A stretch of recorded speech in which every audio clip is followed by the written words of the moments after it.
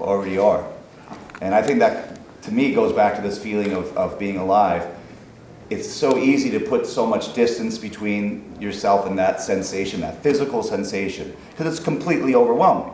We have to put distance between it, just like we can't possibly process all the information and stimulus that's occurring around us at all times. We pick and choose.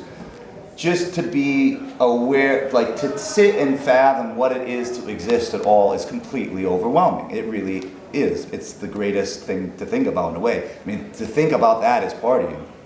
But it is very intense, and it's very easy to get very stressed out about. I had a friend who would not watch the movie 2001. And it would be on sometimes at our house, you know, with his roommates, and he's like, oh, I can't watch that. I said, well, why, you watched it and you didn't like it? He's like, no, I know what it's about, and I don't like thinking about things like that. And this guy's very, you know, one of my best friends and very, very smart in my opinion.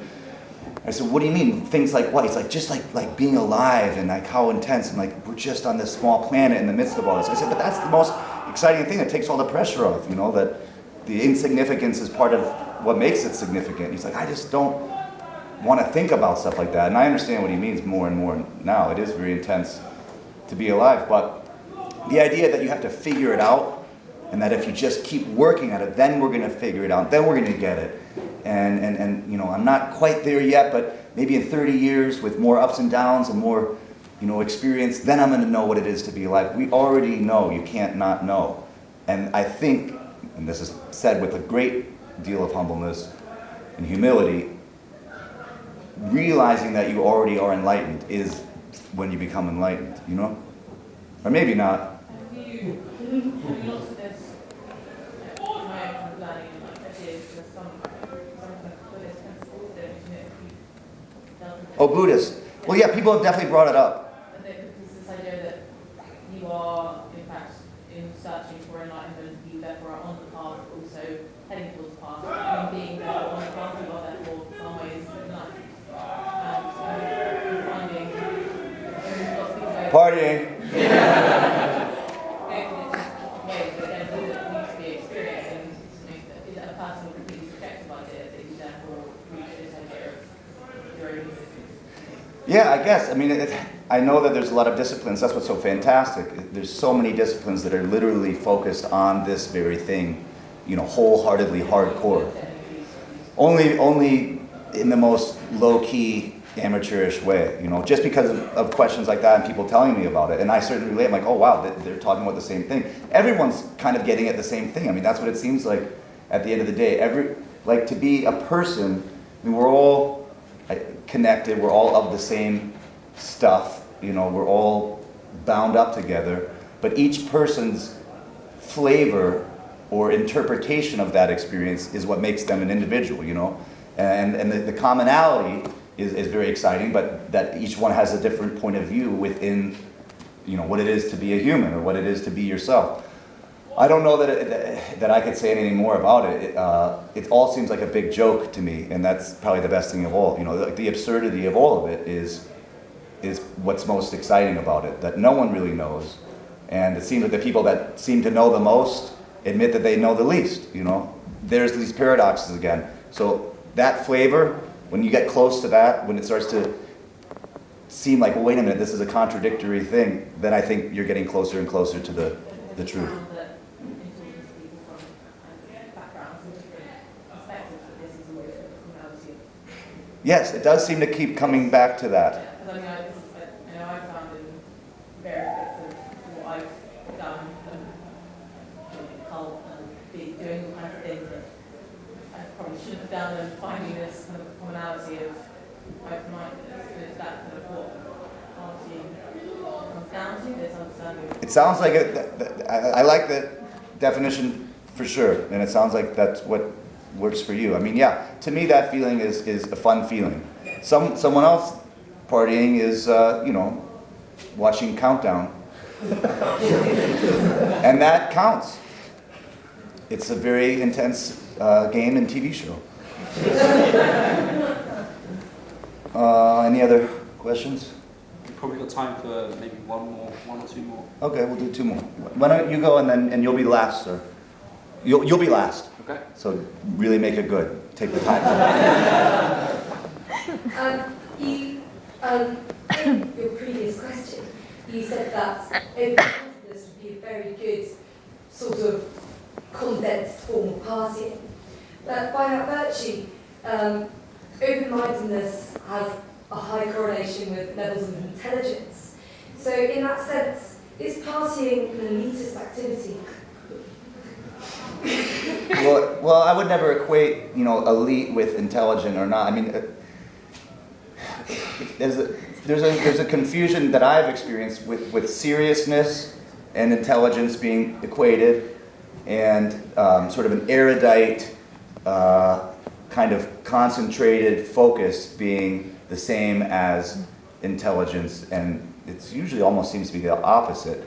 Levity and intelligence often work well together, and then sort of a seriousness gets stiff, and that's when the mind closes. But I mean, a lot of the people that I wouldn't consider to be traditionally scholarly or educated are very, very smart, and I don't think they're really elite. I don't know. I mean, elite, I don't really know what that is, except just people that have had a lot of good luck and, good fortune, probably. But the thing about the open-mindedness is that you even question that. You're just constantly tearing away at everything. It's the joy of tearing away, even including tearing away at the idea of tearing away. That to me is the most fun thing, just to try to stay in that state.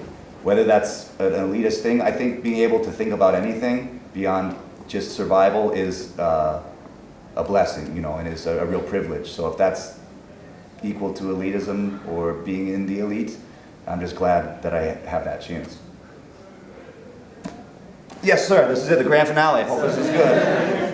So I've changed my initial question. It's going to be, what was your favourite flavour of crisp? But, Okay, no, that's an easy one, so we can do that. I do like salt and vinegar. I know there's a lot of...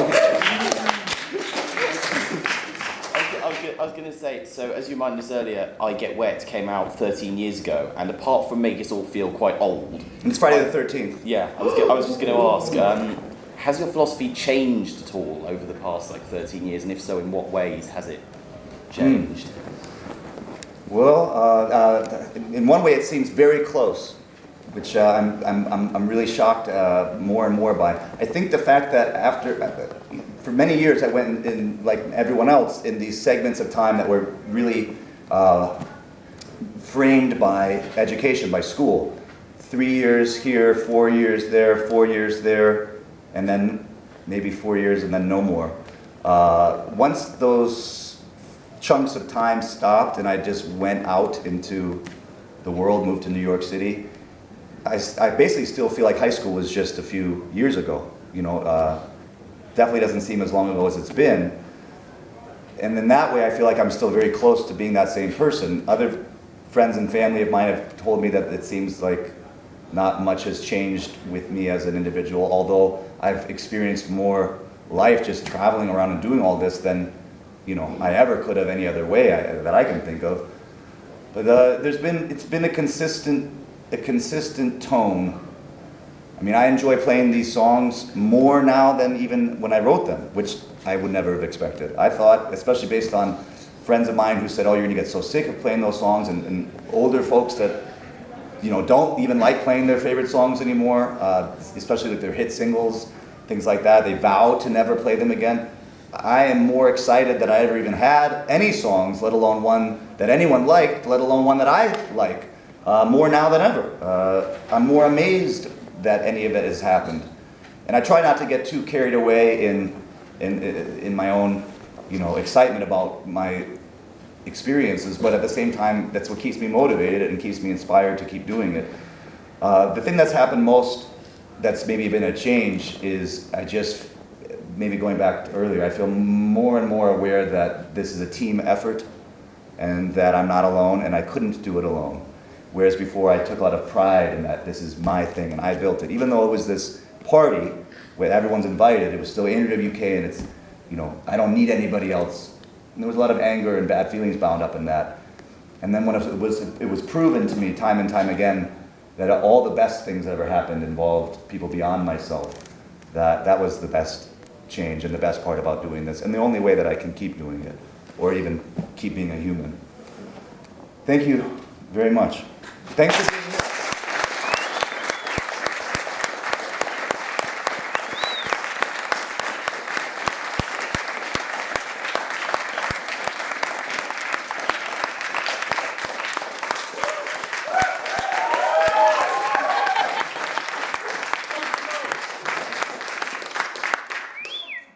Well, I was going to say it would be the last question, but I thought I'd kind of abuse my position here a little bit and ask one final question, if that's all right.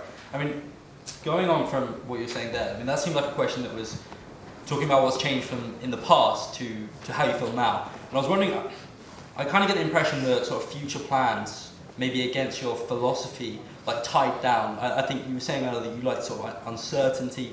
But can you offer any of us like a glimpse of what is to come for the future? No, I really don't know. I used to know, I really did. And that was, the last few years have been a real battle between my plans and what's happened. I wanted to record a new album for the last 5 years, yet I haven't done it. I would set aside the time to record, 2 months to just get in there. I have tons of songs, probably like 100 songs in various states of completion. Set aside the time to record. Then, I get asked to be the host of a kids show where we blow up school buses. So I say, well, I can't turn that down. I mean, I never would have been able to even dream of planning, okay, now I'm gonna go and make a kids show where we blow up buses. So I did that, and then I said, okay, well, after that is done filming, then I'm gonna record the new album. And then, I get asked to be Black Sabbath's, opening heavy metal DJ for their North American tour. I say, well, I never would have had the nerve or the gall to think, okay, and after this, I'm gonna ask Black Sabbath to be their DJ, and they'll have me out and tour. So I can't turn that down, push the album again. And then, Marky Ramone asks you to sing 40 Ramone songs around the world with him.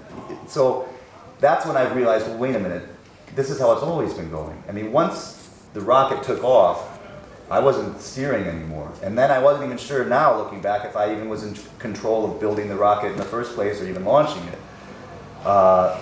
There are forces, the party gods have a plan for me, and I just have to show up at this point and do it. So I really have no idea what's going to happen next at all, and I wouldn't want it any other way. That's great. I mean, we wait and watch with anticipation. So final round of applause, I think.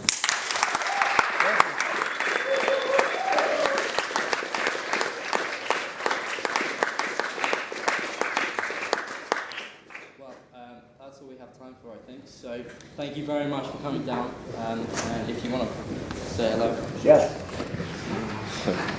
Hello. Hello. How are you? Hi. Thank you for being in the front row.